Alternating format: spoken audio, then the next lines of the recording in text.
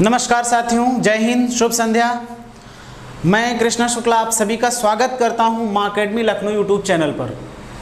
और जैसा कि आप सभी के सामने संविधान की भारतीय राज्य व्यवस्था की लगातार क्लास आ रही है और जिसको आप देख भी रहे हैं, रिस्पांस भी आ रहा है। हम उसमें आज जो टॉपिक है हमारा तीसरा भाग हम लोग यहाँ पे कवर कर रहे हैं मौलिक अधिकार का, यानी कि फंडामेंटल राइट्स का। तो फंडामेंटल राइट्स में हम सब लोगों ने इसके हिस्ट्री के बारे में जान लिया, यानी कि इसकी उद्भव या उत्पत्ति कहाँ से हुई, पूरा इसके बारे में जाना, यानी कि इसका पूरा इतिहास जाना हमने क्या था।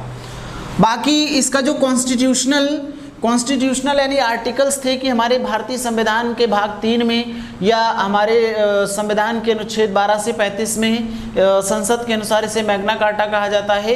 ये सारी बातें आप लोगों ने जानी और इसके बाद में हम लोगों ने अनुच्छेद के अनुसार भी चर्चा शुरू की। अनुच्छेद 12 भी जाना, अनुच्छेद 13 यानी 12 राज्य की परिभाषा, और कानूनी रूप से अनुच्छेद 13 अगर किसी भी प्रकार से कोई मौलिक अधिकारों का अल्पीकरण करता है तो आर्टिकल 13 एक सुरक्षा कवच के रूप में काम करता है।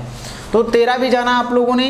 इसके बाद में आपने समानता का अधिकार भी पढ़ लिया, समानता का अधिकार। इसके बाद में आपने यहाँ पर स्वतंत्रता का अधिकार पढ़ रहे थे, स्वतंत्रता का अधिकार। और इस स्वतंत्रता के अधिकार में आपने यहाँ पर पढ़ा आर्टिकल 19 यानी कि अनुच्छेद 19 के बारे में आपने पूरा डिटेल पढ़ लिया, ठीक है ना। अनुच्छेद 19 A B C D E F और G तक आपने पढ़ा।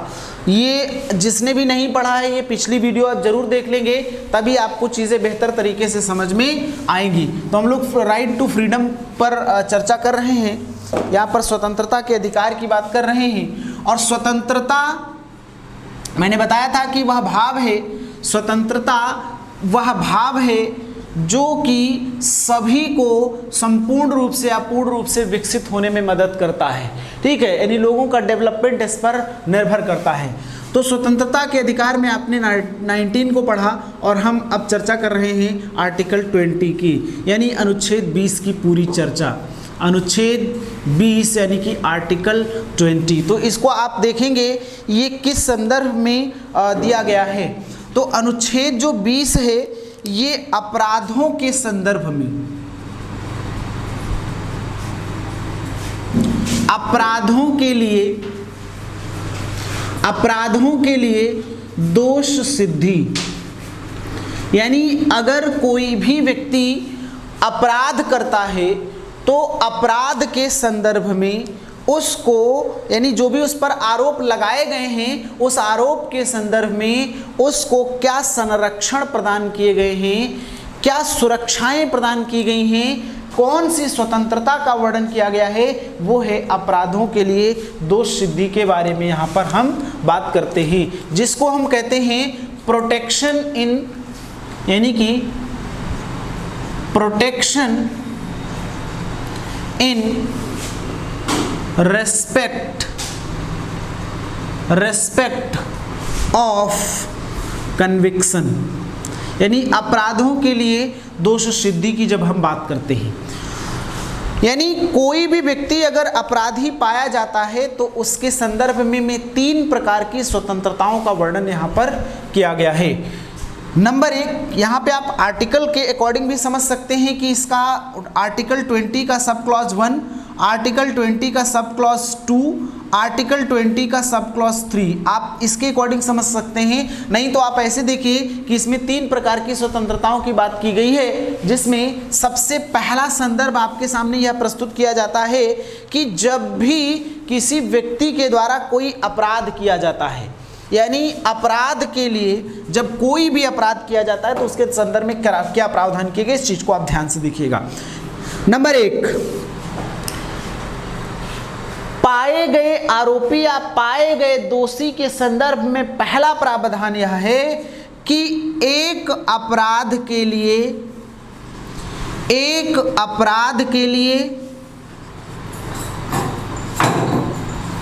एक बार ही सजा का प्रावधान।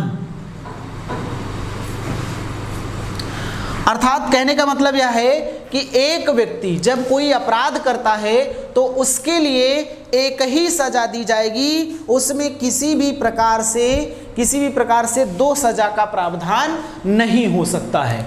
ठीक है, तो इस चीज को आपने समझा। तो पहली बात की गई कि एक अपराध के लिए एक ही सजा का प्रावधान, यानी एक बार सजा का प्रावधान किया जाएगा। अब दूसरा महत्वपूर्ण यहां पर है कि अपराध के समय जो कानून बना था, अपराध के समय जो कानून बना था उसके तहत सजा दी जाएगी। क्या मतलब?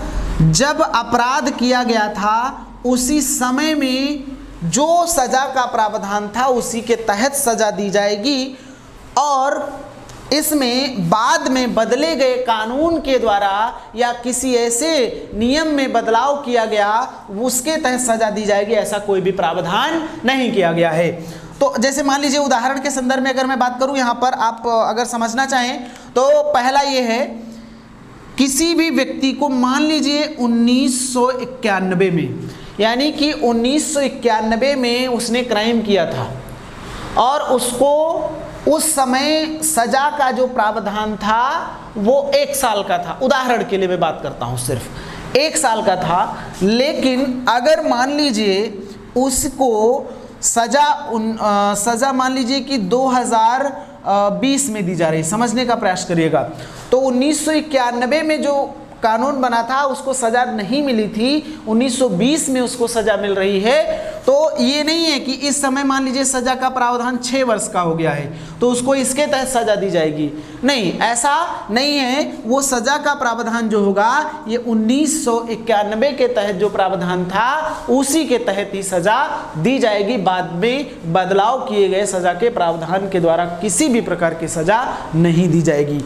तो ये आपने सबसे महत्वपूर्ण जाना। 2 बातें इसमें थी कि protection in respect of conviction, किसी भी अपराध में यानी कि दोषी पाए गए व्यक्ति को के संदर्भ में यहाँ पे 3 प्रकार की स्वतंत्रता की बात करते हैं। तो पहला आपने देखा कि एक अपराध के लिए एक बार सजा का प्रावधान, नहीं एक ही सजा का प्रावधान किया जाएगा, और दूसरा अपराध के समय जो कानून बना था उसके तहत सजा दी जाएगी। तीसरा यहाँ पर आप देखेंगे उसी का बिंदु कि किसी भी व्यक्ति को तीसरे संदर्भ में किसी व्यक्ति को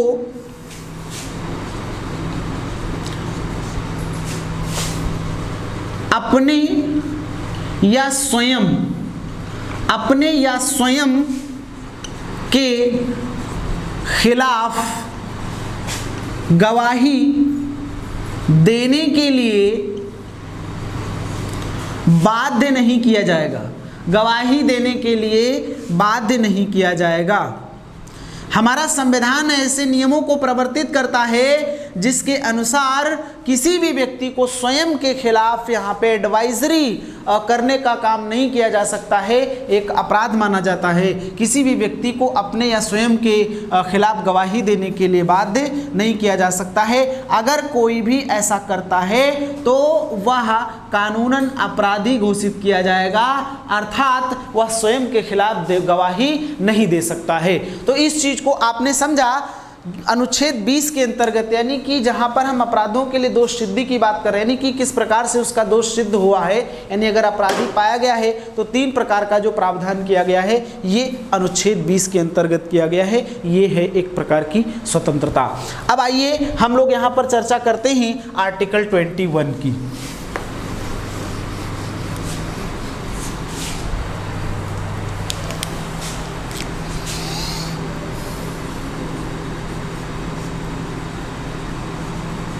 आर्टिकल 21 जो कहता है प्राण एवं दैहिक स्वतंत्रता की बात करता है। प्राण एवं दैहिक स्वतंत्रता, protection of life, protection of life and liberty. Protection of life and आप कह सकते हैं protection of life and personal liberty. Personal liberty,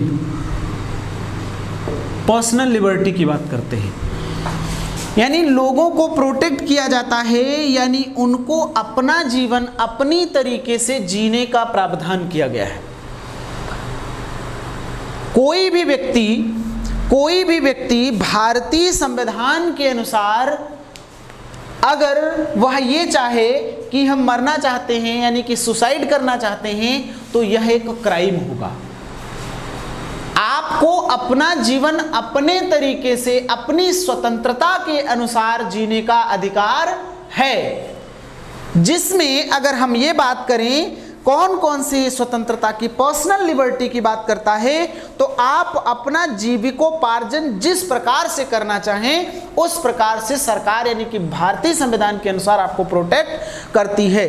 जीविकोपार्जन करने का आपका राइट है और शिक्षा पाने का आपका अधिकार है, निःशुल्क विधिक सहायता प्राप्त करने का आपका अधिकार है और चिकित्सा सहायता प्राप्त करने का अधिकार है और प्रदूषण मुक्त जल और वायु प्राप्त करने का आपका अधिकार है। और इसके साथ साथ अगर हम ये बोलें कि मरने का अधिकार है तो मरने का अधिकार किसी को नहीं है। क्यों? इसलिए कि अगर हम आईपीसी की धारा के अनुसार देखें, यानी इंडियन प्रीमियर लीग के अकॉर्डिंग देखें यहाँ पर, यानी यहाँ पे क्राइम के रूप में इसकी धारा जो है 309, धारा नंबर 309 के तहत व्यक्ति अपराधी होगा। अगर कोई भी व्यक्ति सुसाइड करता है, कोई भी व्यक्ति आत्मदाह करता है, ठीक है ना, या आप कह सकते हैं कि आत्महत्या करता है, तो ये एक प्रकार का क्या होगा, क्राइम होगा। ठीक है, तो भारतीय दंड संहिता की धारा के अनुसार अब ये प्रश्न पूछा भी गया है, ये प्रश्न पूछा गया है कि किसके तहत जो आत्महत्या है वह एक अपराध है, तो धारा 309 के तहत यह एक अपराध को घोषित करता है। अब इसमें आपको समझना है कि कौन कौन सी चीजें ऐसी हैं जब व्यक्ति, क्योंकि आपको अपना जीवन निर्वाह करने के लिए आपको स्वतंत्रता है, आपको सड़क पर चलने का अधिकार है, आपको अपनी पसंद का खाने पीने का अधिकार है, आपको अपने पसंद के कपड़े पहनने का अधिकार है, आपको अपने हिसाब से अपने जीवन को ढालने का अधिकार है, यानी आप अपने मौलिक अधिकार का इस्तेमाल करते हुए आप पूर्ण रूप से स्वतंत्र हैं। किसी भी प्रकार से आप अपने लाइफ स्टैंडर्ड को मेंटेन कर सकते हैं, इसके लिए किसी भी प्रकार का कोई भी हस्तक्षेप नहीं हो सकता है। लेकिन आपको अपनी देह को त्यागने का यानी कि सुसाइड करने का अगर हम अधिकार की बात करते हैं तो आईपीसी की धारा अभी आपने देखा भारतीय दंड संहिता के अनुसार आपने देखा कि 309 के तहत आत्महत्या एक अपराध होगा। आत्महत्या क्या होगा, एक अपराध होगा और जिसके तहत व्यक्ति को यहां पर क्या करना पड़ेगा, सजा भुगतनी पड़ेगी। तो ये आपने सीखा कि प्राण एवं दैहिक स्वतंत्रता में आपको अपना जीवन अपने तरीके से जीने का अधिकार है, बशर्ते आपको मरने का कोई अधिकार नहीं। हाँ, एक चीज हम अगर यहां पर बात करते हैं, जैसे इच्छा मृत्यु की बात करते हैं, तो इच्छा मृत्यु का प्रावधान हमारे भारतीय संविधान में कोई लिखित प्रावधान नहीं है, कोई भी लिखित प्रावधान नहीं मिलता है। मौखिक रूप से ये अधिकार जो है ये राष्ट्रपति के पास है कि वह व्यक्ति को क्या कर सकता है, इच्छा मृत्यु दे सकता है। लेकिन किन स्थितियों में, कैसी स्थिति में वह इच्छा मृत्यु दे सकता है, अगर व्यक्ति असहाय है, यानी व्यक्ति कुछ भी करने में सबल नहीं है, कुछ भी कर नहीं सकता है, अपने जीवन को वह आगे नहीं बढ़ा सकता है, शारीरिक रूप से बेहबल है, शारीरिक रूप से वह परेशान है, तो इस चीज को आगे नहीं बढ़ा सकता है किसी भी प्रकार से, तो उसके लिए भी एक लॉन्ग प्रोसीजर होता है और उस लॉन्ग प्रोसीजर के गुजरने के बाद ही व्यक्ति को इच्छा मृत्यु दी जाती है, बशर्ते हमारे संविधान में लिखित रूप से ऐसा कोई प्रावधान नहीं है। और आपको यानी आपके देह को, आपके शरीर को प्रोटेक्ट करने का राइट देता है आर्टिकल 21, और जिसके तहत आप अपना जीवन अपने तरीके से अपने हिसाब से चला सकते हैं, जी सकते हैं। ठीक है ना। अब इसके बाद में हम बात करते हैं, आपने सीखा कि protection of life and personal liberty क्या हमें देता है।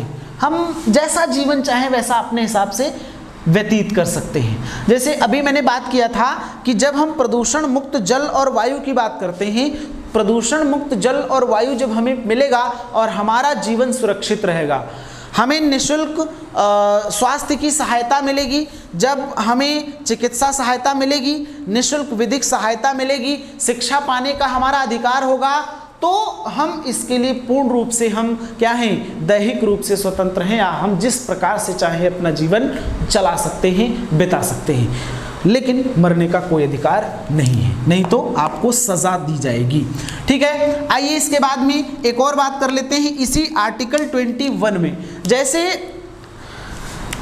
भारतीय शिक्षा पद्धति में क्या किया गया, 1 से 8वीं तक की जो शिक्षा थी, 1 से 8वीं तक की जो शिक्षा है, इसको प्राथमिक शिक्षा में जोड़ने का काम किया गया। यानी कक्षा 8 तक की जो शिक्षा है ये प्राथमिक शिक्षा के अंतर्गत आती है। इस चीज को आप लोग ध्यान रखेंगे। तो 1 से 8वीं तक की जो शिक्षा है ये प्राथमिक शिक्षा के अंतर्गत आती है। तो इसके तहत क्या किया गया, एक संशोधन किया गया, एक अमेंडमेंट किया गया, और इस अमेंडमेंट के द्वारा क्या किया गया, भारतीय संविधान के अनुच्छेद 21 का में या 21A में संशोधन किया गया। तो अकॉर्डिंग टू 86th अमेंडमेंट, 86वें संशोधन के द्वारा, 86वें संशोधन 2002 के द्वारा अनुच्छेद 21A या आप कहेंगे कि 21 का जोड़ा गया। किस लिए जोड़ा गया, यहां पर यह कहा गया, अभी मैंने बताया कि कक्षा 1 से लेकर के 8 तक की जो शिक्षा ये प्राथमिक शिक्षा के अंतर्गत सम्मिलित की गई। अगर हम द्वितीय शिक्षा के रूप में या द्वितीय भाग के रूप में स्कूल सम्मिलित करें तो यह निःशुल्क एवं अनिवार्य शिक्षा हो जाती। मतलब आपने क्या सीखा कि 1 से 8 तक की शिक्षा प्राथमिक शिक्षा है, और जब हम निःशुल्क एवं अनिवार्य शिक्षा की बात करते हैं तो ये द्वितीय भाग हो जाता है। और जब हम इसमें माता पिता के दायित्वों को जोड़ देते हैं, यानी स्थानीय लोगों के कर्तव्यों के रूप में इसको जोड़ देते हैं, तो ये तृतीय भाग हो जाता है। और अध्यापकों की जब हम नैतिक जिम्मेदारी की बात कर देते हैं तो ये शिक्षा के संदर्भ में चौथा भाग हो जाता है। इस शिक्षा के संदर्भ में 86वें संशोधन 2002 के द्वारा अनुच्छेद 21A जोड़ा गया या 21 का जोड़ा गया, जिसके तहत क्या कहा गया कि जो 6 से 14 वर्ष के बच्चे हैं ये फंडामेंटल राइट के रूप में जोड़ा गया, मौलिक अधिकार के रूप में जोड़ा गया। माता पिता के लिए कर्तव्य होगा जो कि हमारे संविधान के अनुच्छेद में जोड़ा गया, यानी कि मौलिक कर्तव्य में जोड़ा गया। 86वें संविधान संशोधन 2002 के द्वारा इसको मौलिक कर्तव्य के रूप में सम्मिलित किया गया। लेकिन यहाँ पर 6 से 14 वर्ष के बच्चों को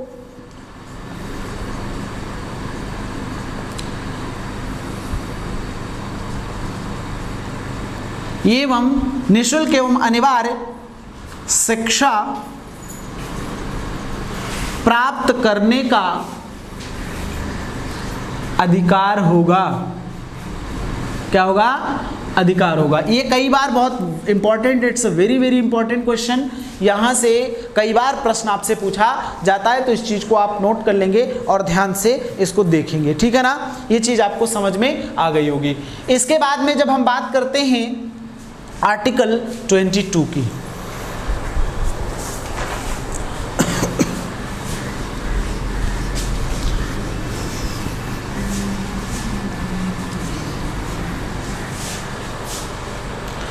आर्टिकल 22 अनुच्छेद 22, अनुच्छेद 22 के अंतर्गत क्या किया गया, गिरफ्तारी और निरोध से संरक्षण।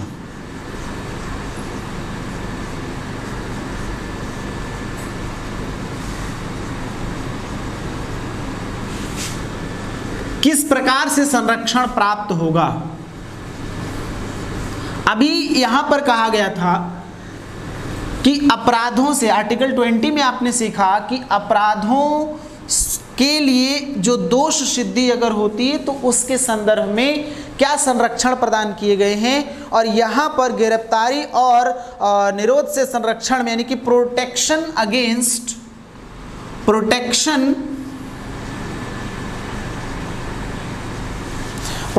अगेंस्ट अरेस्ट एंड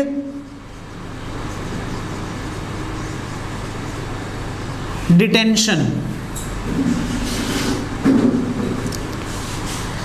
इसके संदर्भ में क्या किया गया, क्या क्या बातें कही गई। 3 बातें प्रमुख रूप से इसमें ध्यान देने वाली है।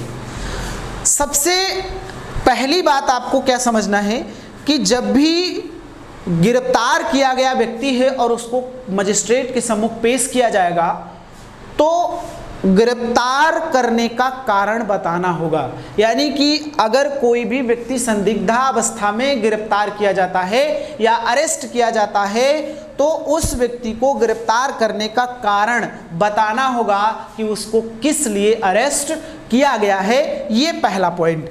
दूसरी बात यहाँ पर ये की जाती है कि जो व्यक्ति गिरफ्तार किया गया है उस व्यक्ति को 24 घंटे के अंदर अंदर आने यानी जाने का जो समय है, लाने ले जाने का जो समय है, ये पुलिस की रिस्पॉन्सिबिलिटी होगी, जिम्मेदारी होगी कि वह 24 घंटे के अंदर उसको मजिस्ट्रेट के सामने प्रस्तुत करे बिना विलंब किए हुए।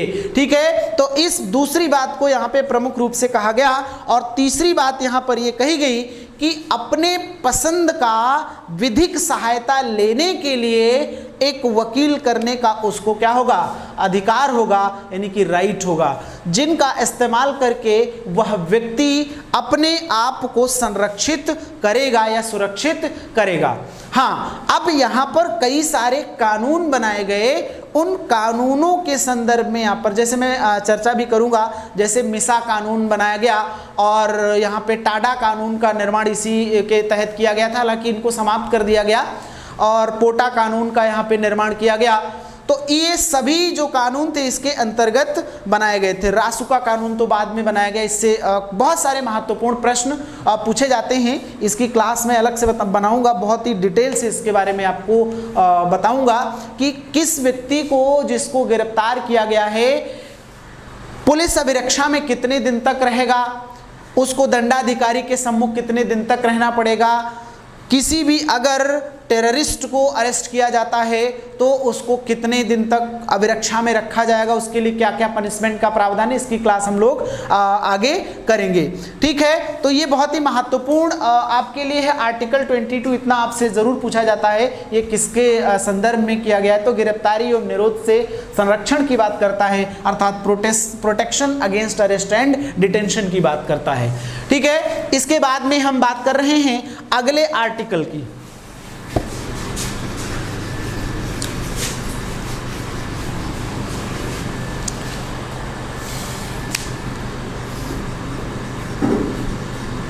शोषण के विरुद्ध अधिकार, शोषण के विरुद्ध अधिकार, राइट अगेंस्ट एक्सप्लॉयटेशन।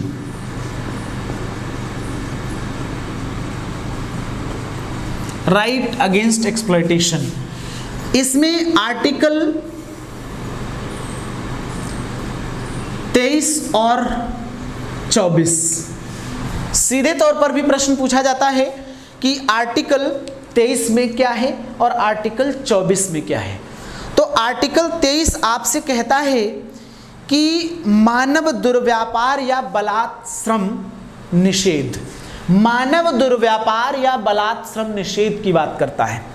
अब इस मानव दुर्व्यापार में कौन कौन से दुर्व्यापार हैं जो सम्मिलित किए गए हैं, जैसे इन सभी को ध्यान में रखते हुए हमारे भारतीय संविधान निर्माताओं ने कुछ बातें की। इसमें कहा गया कि जो दास प्रथा है, जो दास प्रथा है, बेगार अथवा बलात्श्रम है, मनुष्यों का वस्तुओं की भांति खरीद और फरोख्त और बिक्री की बात है, स्त्रियों एवं बच्चों का अनैतिक व्यापार है, और इसके साथ साथ जो बंधुआ मजदूरी है, इन सभी बंधुआ मजदूरी कानून जैसे 1976 में आया था कि किसी भी व्यक्ति को बंधक बना के मजदूरी पर नहीं रखा जा सकता है क्योंकि उसका जीवन जीने का खुद का अपना अधिकार है। तो शोषण के विरुद्ध अधिकार में अनुच्छेद जो 23 है वो कहता है कि मानव दुर्व्यापार एवं बलात् श्रम।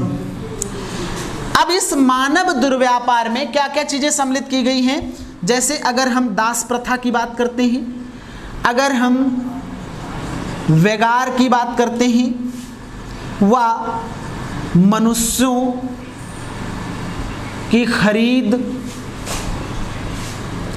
व विक्री की बात करते हैं, खरीद व बिक्री की बात करते हैं, और ये मनुष्य जो हैं वस्तुओं की भांति खरीदे हुए और बेचे जाते हैं, वस्तुओं की भांति। बच्चों व महिलाओं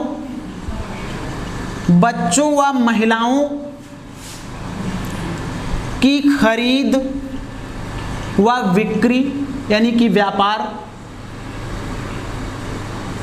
खरीद व बिक्री व्यापार, और इसी में सम्मिलित है बंधुआ मजदूरी। अगर कोई भी व्यक्ति इस प्रकार से व्यक्ति को प्रताड़ित करता है, परेशान करता है, किसी भी व्यक्ति का शोषण करता है, तो उस व्यक्ति के खिलाफ आर्टिकल 20 के तहत क्या कर दिया जाएगा, मुकदमा कर दिया जाएगा, यानी कि केस कर दिया जाएगा, और वह व्यक्ति सजा का क्या होगा, सजा का प्रावधान उसके लिए किया जाएगा। तो आपने सीखा कि शोषण के विरुद्ध अधिकार में आर्टिकल जो 23 है, इसमें हाँ ये पुरानी सभ्यताओं को देखते हुए बनाया गया कि भारत में इस प्रकार की व्यवस्थाएं लगातार चल रही हैं और इन पर लगातार रोक लगाने के लिए ऐसे आर्टिकल्स का प्रयोग हमारे संविधान के अनुसार किया गया, जिसके तहत किसी भी व्यक्ति का शोषण ना होने पाए या एक्सप्लॉयटेशन ना होने पाए। याद करने के लिए आप क्या करेंगे कि आर्टिकल 23 में क्या है। आर्टिकल 23 में आप ऐसे समझेंगे कि आर्टिकल 23 में आपका शोषण यानी कि मनुष्य का शोषण, और आर्टिकल 24 में आपके बच्चों का शोषण, अर्थात आप कह सकते हैं कि जो बालकों के नियोजन का प्रतिषेध है, बालकों के नियोजन के प्रतिषेध के संदर्भ में जो बालक हैं यानी कि 14 वर्ष से कम उम्र के बच्चे हैं, उनके लिए जोखिम भरे कार्य करने का यहाँ पर किसी भी प्रकार से जबरदस्ती, जोर जबरदस्ती करके कोई भी प्रावधान नहीं है। अगर ऐसा किया जाता है तो उसके खिलाफ पूरी तरह से कार्यवाही की जाएगी। इस चीज को आप यहाँ पर देखेंगे, ठीक है। तो आइए 23 और 24 दोनों शोषण के विरुद्ध अधिकार की बात करते हैं।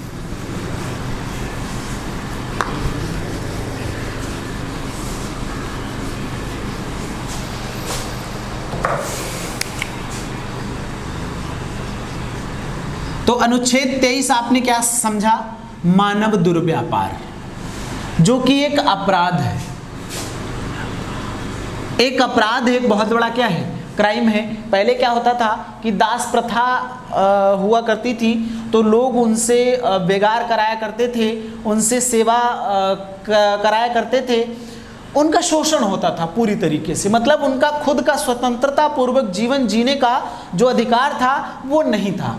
इन सब को ध्यान में रखते हुए भारतीय संविधान के अनुसार, जैसे हमारे भारत में एक और चीज़ है कि लगातार मनुष्यों की खरीद व बिक्री होती है। कई सारे आपको ऐसे इलाके मिल जाएंगे, हालांकि मैं नाम नहीं लेना चाहूँगा, खरीद व बिक्री की बात करेंगे।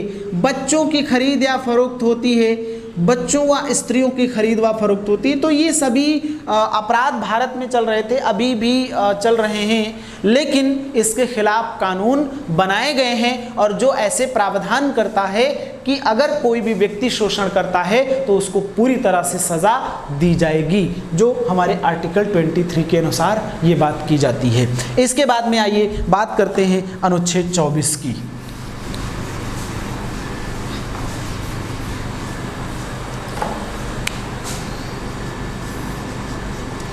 आर्टिकल 24 जिसमें बालकों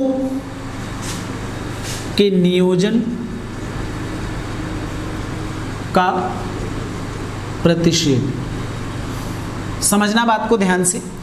इसमें कहा गया कि किसी भी 14 वर्ष